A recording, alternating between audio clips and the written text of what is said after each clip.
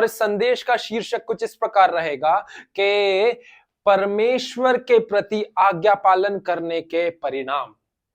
परमेश्वर के प्रति आज्ञा पालन करने के परिणाम। इंग्लिश में कहें तो consequences of obeying the Lord, consequences of obeying the Lord, है ना। परमेश्वर के प्रति आज्ञा पालन करने के परिणाम, consequences of obeying the Lord। तो हम लोग जल्दी से चलेंगे और अपनी अपनी बाइबलों में से निकालेंगे हमारे इस संदेश के थीम स्क्रिप्चर को, जो कि पाया जाता है पहला शामुएल की पुस्तक उसके 15वें अध्याय उसकी पद संख्या 22 में। पहला शामुएल की पुस्तक उसका 15वां अध्याय और उसकी पद संख्या 22। वहां पर परमेश्वर का वचन कुछ इस प्रकार कहता है,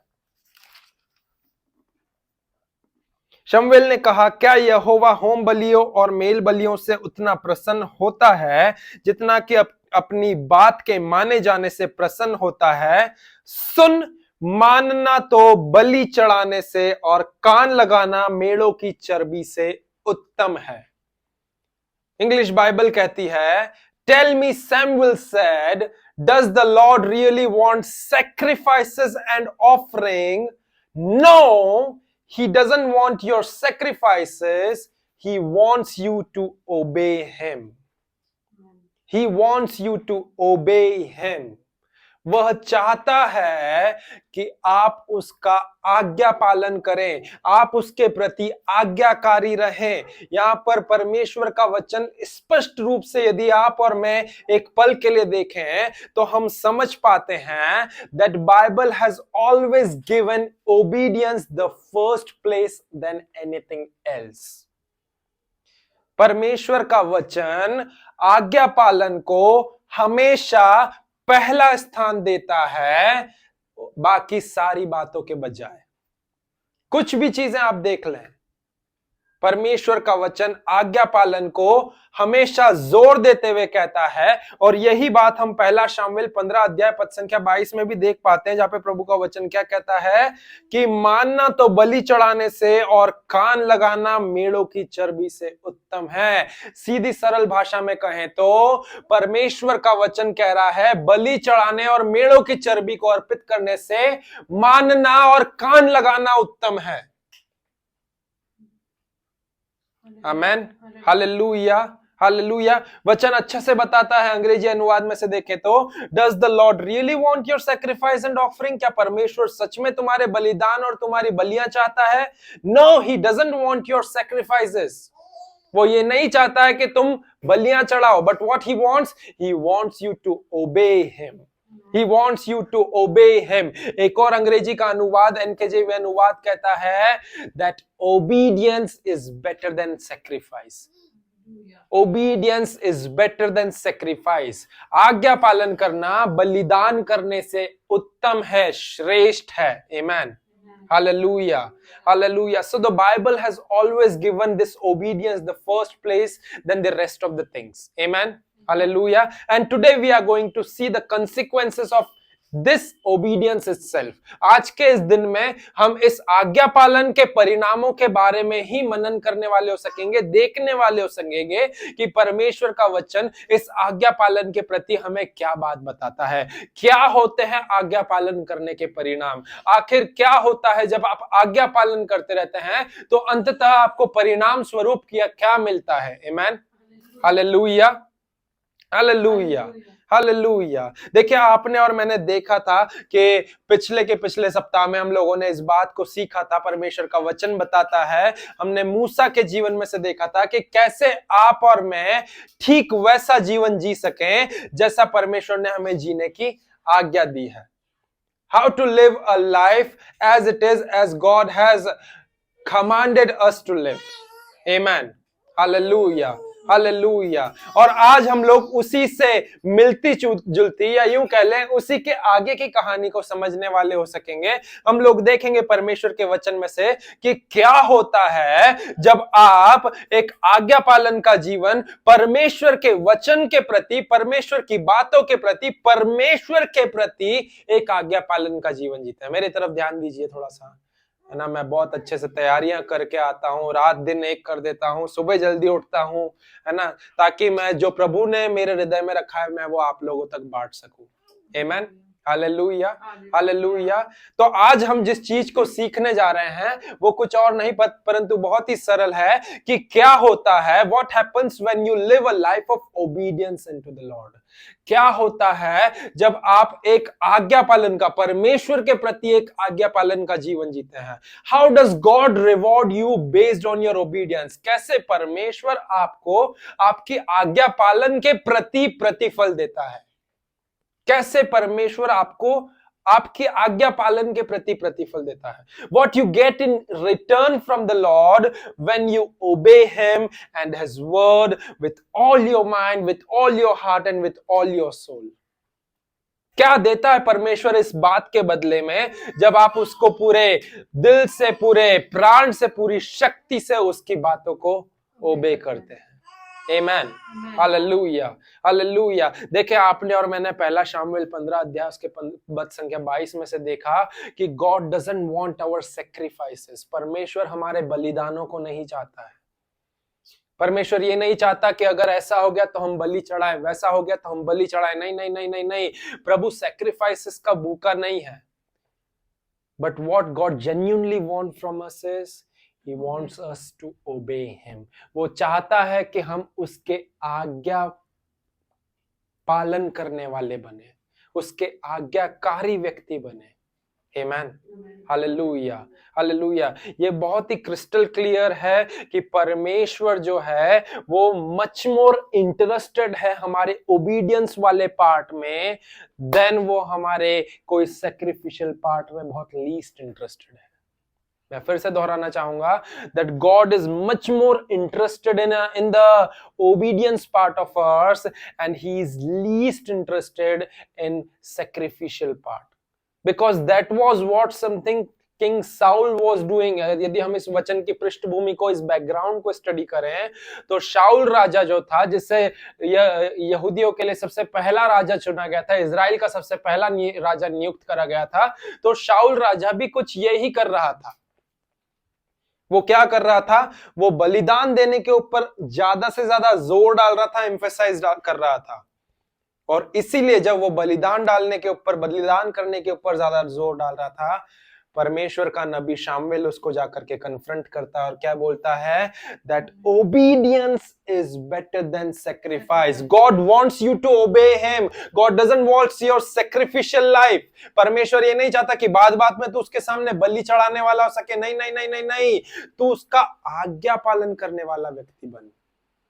आमेन, hallelujah, hallelujah, praise lord, praise the lord, praise the lord ना। क्योंकि परमेश्वर सच में, मैं अगर आप लोगों को ये बात बताऊं तो परमेश्वर जो है वो हमारे सैक्रिफाइसेस से प्रसन्न नहीं होता है प्रियो। आमेन।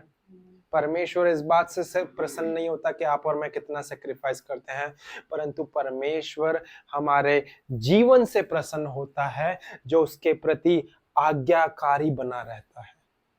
परमेश्वर हमारे उस जीवन से प्रसन्न होता है जो उसके प्रति हर एक बात में आज्ञा पालन करने वाला है। आमेन, हालेलुया, हालेलुया। यदि मैं इसको और अच्छे से आपके सामने प्रस्तुत करूं तो वो कुछ इस प्रकार होगा कि नए नियम में परमेश्वर को प्रसन्न करने का तरीका जो है वचन बताता है वो विश्वास है, परंतु पुराने नियम में परमेश्वर को प्रसन्न करने का जो तरीका है वो आज्ञा पालन है। हम देखते हैं इब्रानी 11:6 कहता है कि परमेश्वर को विश्वास के बिना प्रसन्न करना अनहोना है। Without faith it is impossible to please God. So in the New Testament, if you want to please God, you need faith. But in the Old Testament, God was pleased by the obedience of His people. Let me repeat it again, that in the New Testament, God is pleased by our faith, but in the Old Testament, God was pleased by the obedience of the people. Amen. Hallelujah. देखिए कोई मायने नहीं रखता, बस आपको और मुझे इस बात का पता होना जरूरी है कि परमेश्वर का वचन काम कर रहा है। आमेन, हालेलुया, हालेलुया, हालेलुया। और यदि हम इस आज्ञा पालन को और विश्वास को उठा करके देखें तो दोनों के सेम मीनिंग निकल करके आते हैं। आमेन, hallelujah, hallelujah.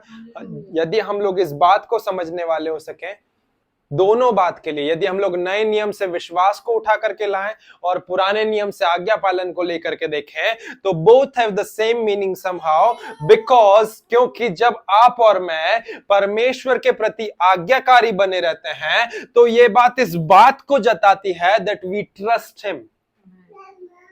When you obey the Lord, that shows that you trust him and have faith in him.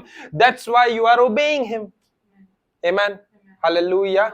यदि आप उसके ऊपर विश्वास, यदि आप उसके ऊपर विश्वास ही नहीं करेंगे तो आप उसकी बातों का आज्ञा पालन कैसे करेंगे?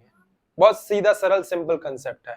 So both have the same meaning somehow, because when we obey the Lord, that shows that we trust him and we have faith in him, and that's why we are obeying him. So for God, obedience is much more important than any other sacrificial services. परमेश्वर के लिए आज्ञा पालन करना सबसे महत्वपूर्ण है किसी और सेवकाई या किसी और बलिदान वाली सेवाओं के। आमेन, हालेलुया, हालेलुया। और हमने देखा है और सीखा है कि ये आज्ञा पालन करने वाला जो एक एटीट्यूड है, ये आज्ञा पालन करने वाला एक, यदि मैं बोलूं कि आज्ञा पालन करने वाला एक जो चरित्र है वो किसी में पाया जाता है जो परमेश्वर के वचन के प्रति यदि आज्ञा पालन करता है तो वो चरित्र किसी और के जीवन में नहीं सिवाय मूसा के जीवन में पाया जाता है। This chief characteristic quality of being obedient to the Lord and his word is found in the life of Moses alone. Amen. Hallelujah. हमने सीखा था मूसा के जीवन में से कि कैसे वो मूसा जो है उसने ठीक वैसा की वैसा जीवन जिया जैसा परमेश्वर ने उसे जीने की आज्ञा दी थी। कैसे मूसा और हारून ने ठीक वैसा की वैसा जीवन जिया जैसे परमेश्वर ने उन्हें कहा था जीने के लिए। कैसे मूसा और हारून बहुत ही ज्यादा स्पेसिफिक और पिक्यूलियर थे परमेश्वर के वचन और उसकी बातों को लेकर के। यदि परमेश्वर ने उन्हें कहा है यहां से यहां होना तो कैसे उन्होंने उस बातों का आज्ञा पालन करा, और यदि परमेश्वर ने कहा कि यहां से हिलना नहीं तो कैसे वो उस जगह से हिले नहीं, टस से मस नहीं हुए। आमेन, हालेलुया। हमने इसी बात को बहुत अच्छे से देखा था निर्गमन 7 अध्याय 6 और 10 में भी। वहां पर परमेश्वर का वचन बताता है कि मूसा और हारून ने यहोवा की आज्ञा के अनुसार करा। बारंबार हमने इन्हीं शब्दों को प्रयोग में आते हुए देखा था। वहां पर बार बार प्रभु का वचन कहता था कि Moses and Aaron did just as the Lord has commanded them, so they did it as it is, so just as the Lord commanded them they did it. Amen, hallelujah. ये चीज क्या बतलाती है प्रियो? ये चीज क्या दर्शाती है? ये दर्शाती है that they were obedient servant of God. वे एक आज्ञाकारी, एक आज्ञा पालन करने वाले परमेश्वर के दास थे। Amen, hallelujah, hallelujah, hallelujah. और इसी बात को हमने बार बार देखा और यही चीज हमें मूसा के एक चरित्र, एक कैरेक्टरिस्टिक्स में देखने को मिलती है कि वो क्या करता था। वो अपने पूरे जीवन जो उसने यापन करा, he did it to obey according to the Lord। उसने क्या करा? उसने जो परमेश्वर कहता था उसके अनुसार उसने उस जीवन को जिया प्रियो। Amen, hallelujah, hallelujah. परंतु अब हम इसके दूसरे पहलू की ओर आएंगे जो हमारा संदेश का शीर्षक है। हम उसके साथ में मिलते जुलते इस बात को समझने वाले हो सकेंगे कि क्या हुआ when he lived his life accordingly and obeying the Lord। जब उसने उसका पूरा जीवन as it is, जैसा प्रभु ने चाहा था वैसा जिया और आज्ञा पालन का जीवन जिया, तो what actually happens when he obeyed the Lord throughout his life? उसके पूरे जीवन काल में जब उसने पूरा आज्ञा पालन का जीवन जिया तो असल में क्या हुआ? आमेन, हालेलुया, हालेलुया। आप जानते हैं that the moment जब मूसा ने परमेश्वर के प्रति अपने आज्ञा पालन को दर्शाया, उसके तत्पश्चात उसका जीवन एक अलौकिक जीवन शैली में परिवर्तित हो गया। मैं फिर से दोहराना चाहूंगा कि जिस पल मूसा ने परमेश्वर के प्रति अपने आज्ञा पालन को, अपनी आज्ञाकारिता को दर्शाया, उसके तत्पश्चात that movement onwards his life turned from natural into supernatural lifestyle. The moment when Moses began to obey the Lord, God rewarded his obedience with turning his natural life into supernatural lifestyle. Let me say it again, that the moment when Moses began to obey the Lord with all his heart, with all his mind, and with all his soul, his life turned from natural to supernatural. उसका जीवन एक साधारण जीवन से एक अलौकिक जीवन शैली में परिवर्तित हो गया। उसकी सेवकाई एक साधारण सेवकाई से एक अलौकिक सेवकाई में परिवर्तित हो गई। उसके जीवन में एक बदलाव आया। There was this transition in his season. There was this transition in his season that took place in his life when he get promoted from natural realm to the supernatural realm. Amen. Amen. Hallelujah. Just because Moses chose to obey the Lord in what he used to do. केवल और केवल इसीलिए क्योंकि मूसा ने परमेश्वर के प्रति आज्ञा पालन करना उचित समझा, वो जो भी करे उसके अनुसार में। Amen. Hallelujah, hallelujah, hallelujah. हमने इसी बात को सीखा भी है कि मूसा जो था वो कितना पिक्यूलियर था, कितना स्पष्ट था, कितना सटीक था इन बातों के प्रति जो भी परमेश्वर उन्हें करने के लिए कहता था। आमीन, हालेलुया। और मैं इन बातों को बारंबार आप लोगों के पास में प्रकट नहीं करूंगा, परंतु मैं आप लोगों को यही बताना चाहता हूं that what happens when you choose to follow the path of obedience। क्या होता है जब आप आज्ञा पालन करने के रास्ते के ऊपर चल पड़ते हैं, उसका अनुसरण करते हैं कि नहीं, मैं केवल इस आज्ञा पालन करने वाले रास्ते का ही पीछा करूंगा, मैं केवल इस पाथ ऑफ ओबीडियंस को ही फॉलो करूंगा। ये आज्ञा पालन करना, ये आज्ञाकारिता आपको और मुझे, हम मसीह विश्वासियों को कहां लेकर के जाएगी? Where does it leads us to? उत्तर है that it leads us to the supernatural lifestyle where supernatural becomes natural to us। ये हमें उस अलौकिक जीवन शैली की ओर लेकर के जाएगी जहां पर अलौकिक बातें हमारे लिए क्या हो जाती है? साधारण सी हो जाती है। क्योंकि यही बात तो मूसा और हारून के साथ में भी हुई थी उनकी सेवकाई में। उनकी सेवकाई भी साधारण चल रही थी। वे लोग भी बोल रहे थे कि हाँ, परमेश्वर, हमारा जो परमेश्वर है उसने हमें रचा है, वो हमें छुड़ाएगा, वो हमें छुड़ाएगा, वो हमें छुड़ाएगा। बट क्या हुआ जब उन्होंने परमेश्वर के प्रति आज्ञा पालन को दर्शाया, उनकी पूरी सेवकाई में एक बदलाव आ गया। There was this transition taking place in the ministry of Moses and Aaron. And how does it happen? It happen because they obeyed the Lord in their ministerial life, throughout their life। उनके life में उन्होंने ओबे करना, आज्ञा पालन करना, आज्ञाकारी बने रहना उचित समझा। और जब उन्होंने ऐसा करा तब क्या हुआ प्रियो? उनके जीवन में हम देख पाते हैं कि एक उनके जीवन में ट्रांजिशन आया, एक बदलाव आया, जिस बदलाव ने उनकी सेवकाई को साधारण से असाधारण या अलौकिक में परिवर्तित कर दिया। और आप जानते हैं क्या? केवल इतना ही नहीं, परंतु जब उनके जीवन में यह बदलाव आया तो उनके इस गुण को, उनके इस चरित्र भाव को, उनकी इस चीफ कैरेक्टरिस्टिक क्वालिटी को किसी और ने पकड़ा या ना पकड़ा, परंतु इजराइल के लोगों ने सबसे पहले जान लिया।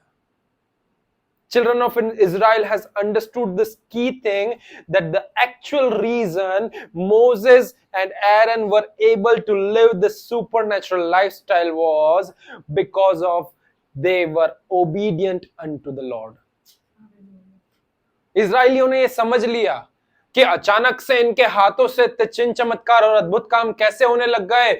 जस्ट बिकॉज ये प्रभु के प्रति आज्ञाकारी बने रहे, जस्ट बिकॉज ये परमेश्वर के वचन का एज इट इज आज्ञा पालन कर रहे हैं, जैसा प्रभु ने इन्हें आज्ञा पालन करने की आज्ञा दी है। तो जब उन्होंने ऐसा करा, इस बात को इजरायली लोगों ने पकड़ लिया, और यही बातें जो हैं मूसा के लिए विषय में वचन भी बताता है। और वचन आगे बताता है कि जब उन्होंने इस रेवलेशन को कैच करा कि मूसा के ओबे करने से अलौकिक बातें हो रही है, मूसा जब आज्ञा पालन कर रहा है परमेश्वर की बातों का, तो उसके द्वारा बहुत ज्यादा अलौकिक बातें प्रकट हो रही है। तो इस आज्ञा पालन में ही कुछ ना कुछ खास छुपा हुआ है। वचन बताता है वे क्या करने लगे? वे खुद भी अब मूसा का आज्ञा पालन करने लगे।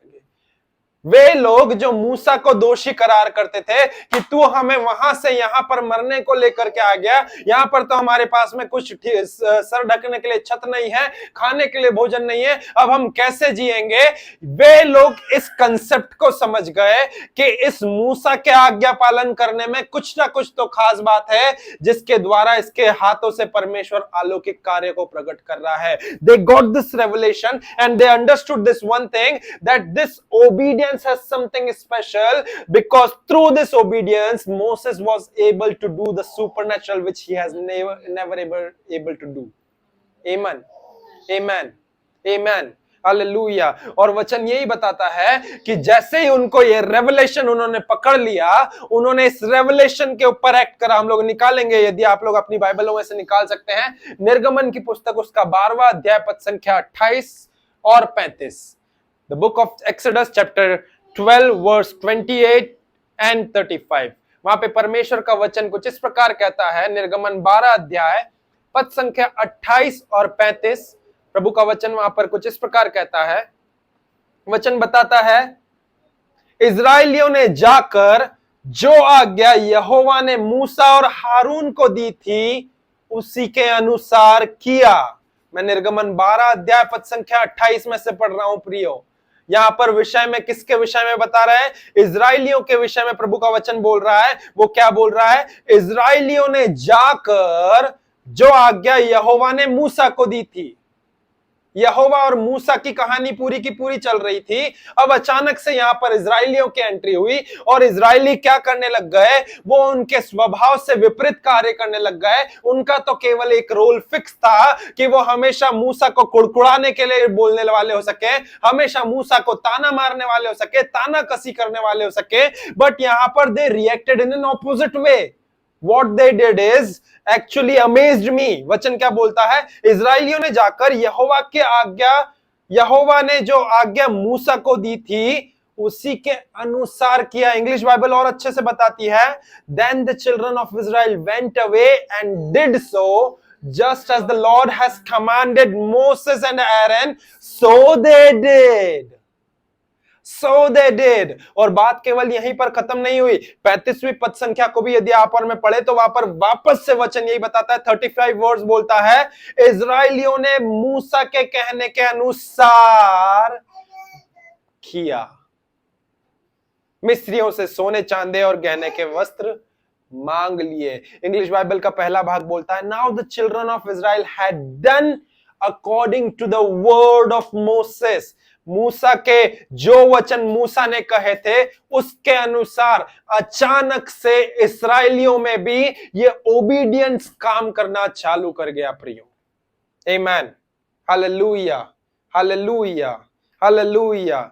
अब आप इस बात को ध्यान दें और समझें कि जिस पल इजराइलियों ने मूसा का आज्ञा पालन करना चालू करा, वे असल में क्या कर रहे थे? वे परमेश्वर की बातों का आज्ञा पालन कर रहे थे। आपको समझने की जरूरत है कि जब इजरायली लोग मूसा की बातों का आज्ञा पालन कर रहे थे तो वे परमेश्वर की बात का आज्ञा पालन कर रहे थे। क्यों? क्योंकि अल्टीमेटली मूसा जो है वो किसकी बातों का आज्ञा पालन कर रहा था?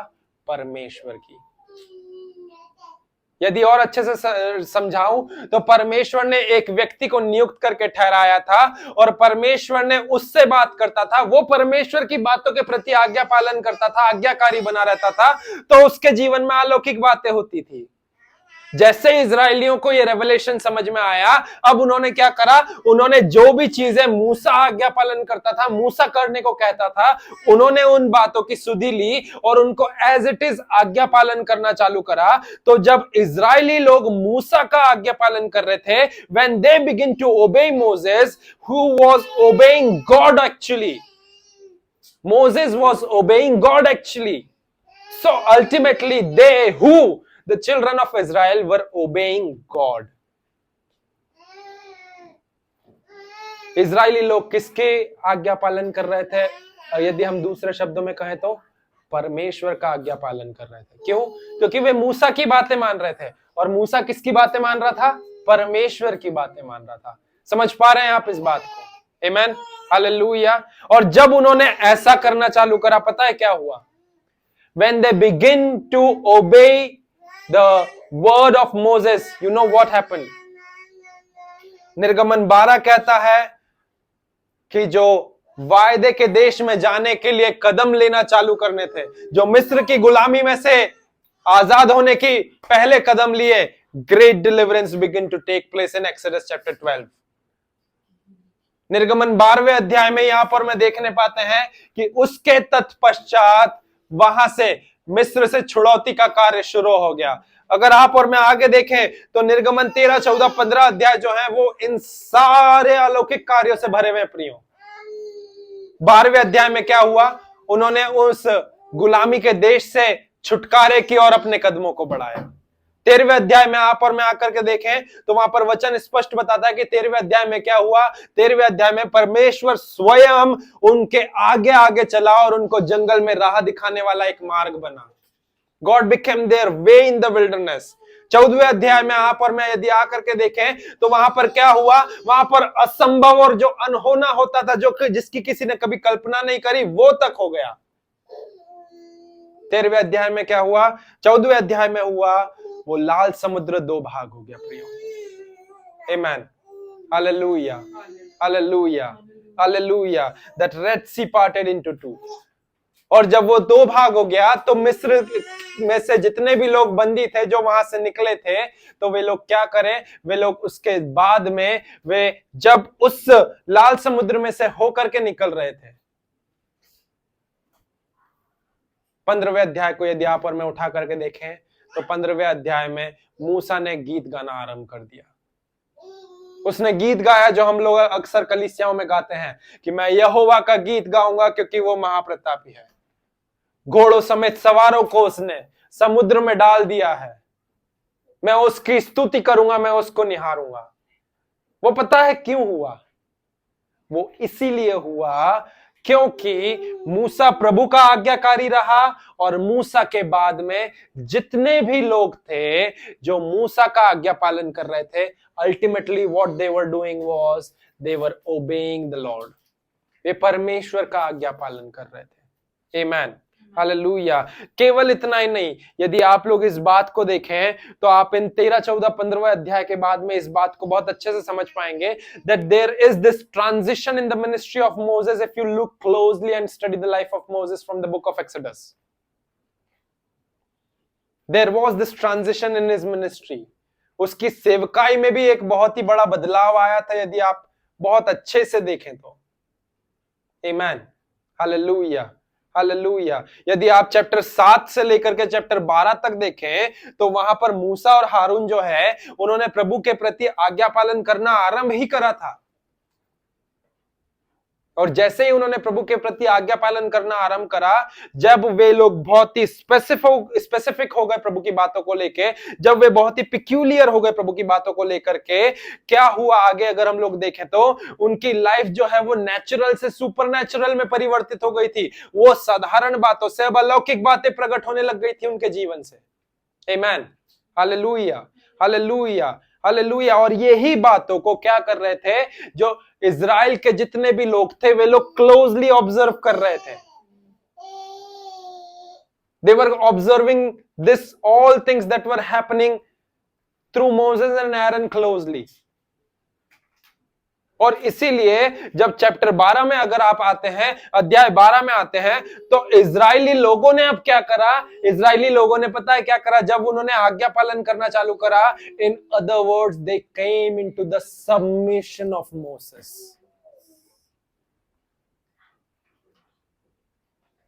They came into the submission of Moses and did accordingly as Moses has commanded them to do. जैसा मूसा उन्हें कहता गया वे चुपचाप करते रहे, वे चुपचाप करते रहे। इसीलिए सबमिशन में आना जरूरी है प्रिय। किसी ऐसे अगुवे के सबमिशन में आना जरूरी है जिसके द्वारा वैसा कि वैसा अभिषेक जो उसके ऊपर है वो हमारे ऊपर भी बहने वाला हो सके। ये इजरायली लोग जो मूसा को तानाकसी करते थे, जो मूसा का मजाक उड़ाते थे, जो मूसा को हल्के में लेते थे, जब उन्हें ये प्रकाशन समझ में आया कि इसके आज्ञा पालन करने में कुछ ना कुछ तो खास बात है, तो क्यों ना हम भी इसका आज्ञा पालन करने वाले हो सके। So the same anointing that was operating upon Moses to do the supernatural works now flows upon them as well. Why? Just because they have came into the submission. वापस से देखें तो देख सकते हैं इस वचन को। निर्गमन 12 पद संख्या 28 और 35 क्या बोलता है? इजरायलियों ने जाकर जो आज्ञा यहोवा ने मूसा और हारून को दी थी उसी के अनुसार किया। इस्राएलियों ने मूसा के कहने के अनुसार मिस्रियों से सोने चांदी के गहने और वस्त्र मांग लिए। आमीन, hallelujah, hallelujah. You know what? That from this point and moment onwards, जो मूसा के ऊपर अभिषेक था, has transitioned into the corporate anointing। जो मूसा के ऊपर anointing थी, जिस पल इजरायली लोगों ने मूसा के सबमिशन में आके ओबे करना चालू करा, आज्ञा पालन करना चालू करा, मूसा की बातों के आज्ञाकारी बने, तत्पश्चात जो अभिषेक मूसा के ऊपर था वो सहमति के अभिषेक में परिवर्तित हो गया। From this point and moment onwards, this anointing which was upon Moses has transitioned into the corporate anointing। वो एक सहमति के अभिषेक में परिवर्तित हो गई। क्यों और कैसे? Because now the children of Israel has came into an agreement to obey the voice of Moses। अब मूसा के बातों को सुनने और उसे अपनाने और उसे मानने की सहमति में समस्त इजरायली लोग आ गए थे। और वे फिर ठीक उसी प्रकार करने लगे जैसा मूसा ने उन्हें कहने की आज्ञा दी थी, जैसा मूसा ने उन्हें करने की आज्ञा दी थी। आमीन, hallelujah. They did so then every single one of them। जब उन्होंने भी ठीक उसी प्रकार करा जैसा मूसा उन्हें कहने के लिए करता था, तो आगे क्या हुआ आप और मैं सब इस बात को जानते हैं। निर्गमन 14वें अध्याय को उठा करके पढ़ सकते हैं प्रियो आप और मैं। वचन बताता है कि लाल समुद्र दो भाग हो गया और जितने भी इजरायली थे वो उसके बीच में से कुछ इस प्रकार निकले जैसे कि सूखी भूमि के ऊपर अपने कदमों को रख करके निकले, और उनमें से एक भी व्यक्ति उस लाल समुद्र में डूबा नहीं। एक भी व्यक्ति, एक छोटा सा बच्चा, एक नवजात बच्चा, एक बड़ा बुजुर्ग या एक बहरा व्यक्ति, वो भी नहीं डूबा। क्यों? कैसे यह संभव हुआ? Because now they have came into submission and they have understood that we need to obey the leader। अब हमें अपने अगुवे की, जो हमारा नेतृत्व कर रहा है, जिसकी छड़ी को मारने से ये लाल समुद्र दो भाग हो गया, जब ये आज्ञा पालन कर रहा है उस परमेश्वर का, परमेश्वर ने जब इसे कहा है कि इस छड़ी को मार, तो आज्ञा पालन करने के द्वारा यहां पर ऐसा होगा। जब उन्होंने इस प्रकाशन को पकड़ लिया प्रियो कि क्योंकि इसके आज्ञा पालन के ही द्वारा अलौकिक बातें प्रकट होती है। Then when they replicated the same thing, not even a single one of them were able to sink into that Red Sea. उनमें से एक छोटा बच्चा भी जो है वो उस लाल समुद्र में समा नहीं गया, because all of them were obeying Moses who was obeying the Lord. वे सब मूसा का आज्ञा पालन कर रहे थे, जो अल्टीमेटली क्या कर रहा था, परमेश्वर की बातों का आज्ञा पालन कर रहा था। आमेन, हालेलुया। मैंने आपको कहा था कि परमेश्वर के आज्ञा पालन करने के परिणाम जो है वो कुछ और नहीं होते, परंतु ये होता है कि आपका और मेरा जीवन जो है वो साधारण से अलौकिक में परिवर्तित हो जाता है। हमारा जीवन साधारण से अलौकिक में परिवर्तित हो जाता है। हम उस बातों के, हम उन अलौकिक चीजों के प्रकट होने के आंखों देखे गवाह बन जाते हैं। हम उन बातों को अनुभव करने वाले हो सकते हैं कि क्या बातें परमेश्वर अलौकिक रीति से हमारे हाथों के कामों के द्वारा कर रहा है। बिकॉज अब वो साधारण काम नहीं रह जाते, वो अलौकिक रीति से परिवर्तित हो जाते हैं। ये ही हाथ जो रोटी बनाया करते थे, ये ही हाथ जो स्वेटर बुनते थे, ये ही हाथ जब अब रखाए जाते हैं तो अंधे देखने पाते हैं। ये ही हाथ जब रखे जाते हैं तो बहरों के कान खुल जाते हैं, गूंगों की जबान में आवाज आ जाती है। ये सारी बातें क्या करती है? ये दर्शाती है कि आप अब साधारण के साथ में असाधारण या अलौकिक बातें करते हैं। और इसकी चाबी क्या है? आज्ञा पालन,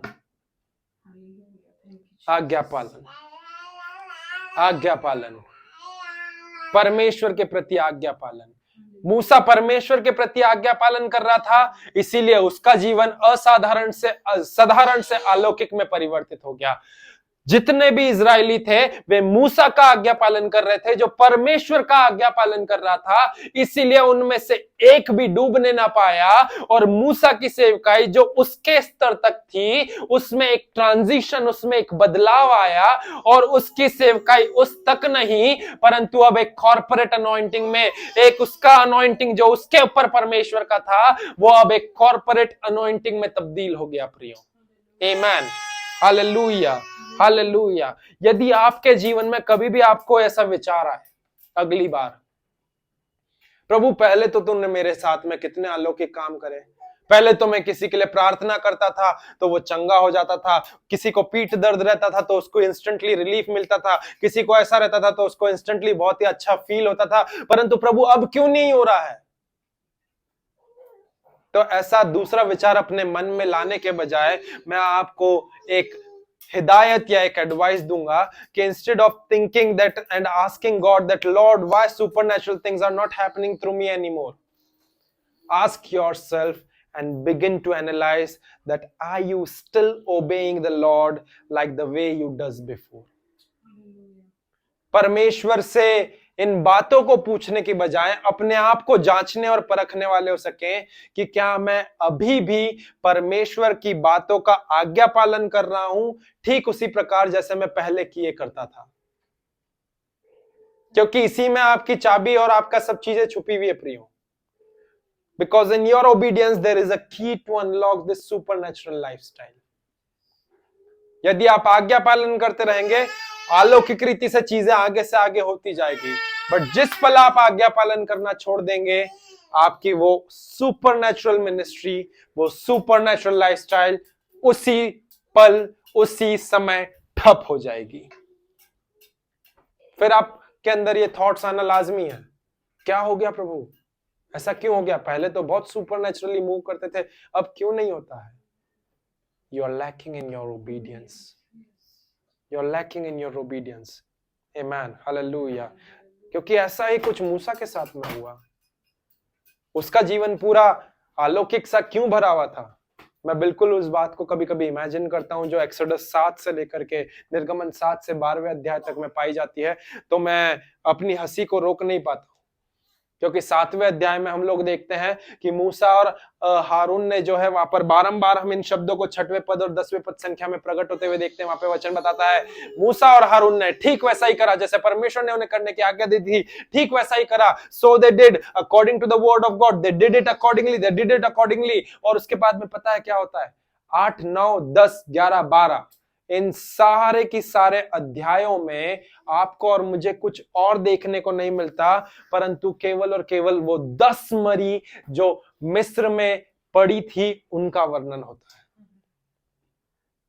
मैं सच में उस बात को एक पल के लिए सोचता हूं तो हंसने लगता हूं कि मूसा यदि अपने सहमित्रों के साथ में बात करता होगा तो वे लोग पूछते होंगे, जैसे मम्मी से आसपास की लेडीज लोग पूछती है कि आपका कल का क्या प्लान है, वैसे ही मूसा से लोग पूछते होंगे कि मूसा कल का क्या प्लान है। मूसा बोलता होगा नहीं नहीं, कल तो मुझे ज्यादा कुछ नहीं करना है, कल मुझे जो है नील नदी के पास में जाना है और अपनी लाठी को वहां पर मारना है और नील नदी का पानी जो है वो रक्त सा हो जाएगा। मूसा तूने कल क्या करा था? वे लोग वहां पर मूसा के जब बारे में बात हो रही होगी कि मूसा ने कल क्या करा था, तो वो बोल रहा होगा कि नहीं नहीं, कल तो मैंने ज्यादा कुछ नहीं करा था, कल मैंने ऐसा करा था कि कल मैंने जस्ट केवल आज्ञा दी थी कि टिड्डियां आ जाए और पूरे मिस्र के ऊपर टिड्डियां आ गई थी। मूसा आज क्या करने वाला है? मूसा आज तो ज्यादा कुछ भी नहीं करने वाला हूं, आज परमेश्वर ने मुझे बोला है कि फिरौन के सामने अपनी लाठी रख देना, तो लाठी रखने के तत्पश्चात क्या होगा? मेरी लाठी सांप बन जाएगी। आप देख रहे हैं, आप समझ पा रहे हैं, मूसा की लाइफ में उसके आज्ञा पालन करने के बाद में उसका हर एक अगला दिन जो वो जीता था वो नया चमत्कार से भरा रहता था। हर एक अगला दिन उसके प्लान्स या उसके डेली रूटीन्स को अगर आप लिखे ना, यदि वो, जैसे मैं छोटा था तो हम लोग डेली डायरी लिखते थे रात में सोने के टाइम पे। जस्ट इमेजिन करें यदि मूसा अपने जीवन की डेली डायरी लिखने वाला हो सकेगा तो कितनी मिराकुलस और कितनी सुपरनैचुरल डायरी रहेगी, कितनी सुपरनैचुरल डायरी रहेगी। और कितना फनी रहेगा यदि वो उसके दोस्तों के साथ में बात करेगा। It was hard for him to remember कि प्रभु ने कितने मिराकुलस काम करे हैं, but on the other side ये कितनी ही सामर्थ्य बात भी है कि मूसा की जीवन शैली जो है एक अलौकिक जीवन शैली थी और उसके जीवन का ये एक डेली रूटीन बन गया था। और इसके अलौकिक सेवकाई का जो सोर्स था वो ऑफ कोर्स परमेश्वर था, बट उसका आज्ञा पालन करना, उसका ओबीडियंट रहना उसके इस अलौकिक जीवन शैली को उसकी ओर खींच लेता था, अट्रैक्ट कर लेता था। Amen. Hallelujah. Hallelujah. Definitely God was the source who was doing that supernatural works through Moses, but the obedience of Moses was the actual thing that attracted those supernatural things in his life, that supernatural ministry in his life. It was his obedience alone that attracted that supernatural power of God. Amen. वो केवल उसकी आज्ञाकारिता थी जिसने परमेश्वर की उन अलौकिक बातों को उसके और खींच लिया था प्रिय। आमेन। Hallelujah, hallelujah. मैंने आपको कहा था कि आज्ञा पालन करने के जो परिणाम होते हैं वो ये होते हैं कि आप और मैं, हमारा जीवन साधारण से अलौकिक में परिवर्तित हो जाता है। केवल मूसा के साथ में ही नहीं, यदि मैं आपको और दूसरे चरित्र को इंट्रोड्यूस करूं तो यीशु मसीह के जीवन को भी हम देख सकते हैं, जो हमारे सामने एक एक्सीलेंट एग्जाम्पल और उदाहरण बनकर के आया। उसने साधारण जीवन जिया, बट जब सेवकाई में उतरा उसने भी ढेरों अलौकिक आश्चर्य कर्मों को करा। आमेन। Hallelujah, hallelujah, hallelujah. भला कैसे? क्योंकि बाइबल बताती है कि यीशु मसीह अपने जीवन की आखिरी सांस तक आज्ञाकारी बना रहा। यीशु मसीह की भी सुपरनैचुरल मिनिस्ट्री ऑपरेट करने का कारण कुछ और थोड़ी ना था। There was no rocket science beneath and behind the ministry of Jesus. His earthen ministry got transformed into supernatural ministry just because he was obedient unto the Lord till his last breath. वो अपने जीवन की अंतिम सांस तक परमेश्वर पिता के प्रति आज्ञा पालन करता रहा। इसीलिए उसकी पृथ्वी पर की सेवकाई अलौकिक सेवकाई पे परिवर्तित हो गई, जिसमें गूंगे बोलने लगे, अंधे देखने लगे, मुर्दे जी उठे, लंगड़े चलने लगे और कितने ही ढेरों अलौकिक आश्चर्य कर्म हुए। कैसे? क्योंकि वो परमेश्वर पिता के प्रति आज्ञा पालन करता रहा। कुछ वचनों को मैं आप लोगों के साथ में पढ़ के इस संदेश को समाप्त करना चाहूंगा। निकालेंगे रोमियो की पत्री उसका 5वां अध्याय, जो हमें यीशु मसीह के आज्ञा पालन के बारे में दर्शाती है। रोमियो की पत्री उसका 5वां अध्याय, उसकी पद संख्या 19। The epistle of Romans chapter 5 verse 19, जहां पे प्रभु का वचन कुछ इस प्रकार कहता है, रोमियो 5:19 में, क्योंकि जैसा एक मनुष्य के आज्ञा ना मानने से बहुत लोग पापी ठहरे, वैसे ही एक मनुष्य के आज्ञा मानने से बहुत लोग धर्मी ठहरेंगे। यहाँ पर पहला मनुष्य आदम के बारे में बताया है और एक और मनुष्य के बारे में जो आज्ञा पालन करता रहा उसके बारे में बताया है, तो उसका नाम यीशु मसीह है। आमेन, Hallelujah.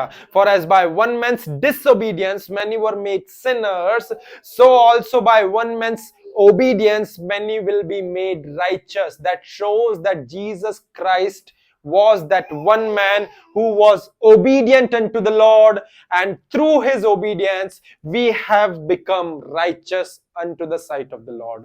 Amen. यीशु मसीह के आज्ञाकारी बने रहने के द्वारा आप और मैं क्या बने हैं? धर्मी ठहरे। मैं केवल धार्मिकता के विषय में आपको नहीं बताना चाहता हूं क्योंकि वो हमारा विषय नहीं है। मैं आपको ये चीज की ओर एम्फेसाइज कराना चाह रहा हूं कि यीशु मसीह ओबीडियंट था। ये वचन बता रहा है कि जीसस वाज आज्ञाकारी।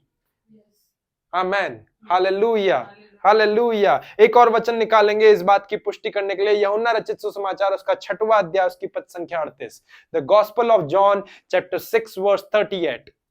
वहां पे प्रभु का वचन क्या कहता है? यूहन्ना 6 अध्याय पद संख्या 38, वहां पे प्रभु का वचन कहता है, I didn't came from heaven to do what I want. मैं स्वर्ग से इसीलिए नहीं आया कि जो मेरी इच्छा हो वो मैं करने वाला हो सकूं। मेरी इच्छा हो तो आज मैं बेक समोसा खाने वाला हो सकूं, मेरी इच्छा हो तो मैं कल पनीर पेटिस खाने वाला हो सकूं। I didn't came from heaven to do what I want, I came to do what the Father wants me to do cause he sent me.